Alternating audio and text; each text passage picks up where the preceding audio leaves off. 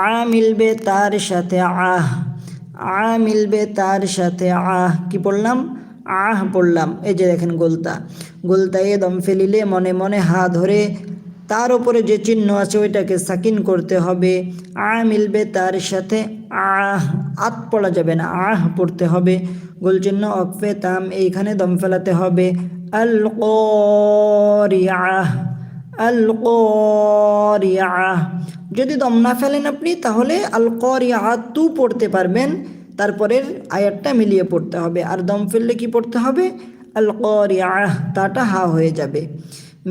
মিম লাম জবর মাল, কব জবর ক, জবরের বামে খালি আলিফ, এক আলিফ টানতে হয়।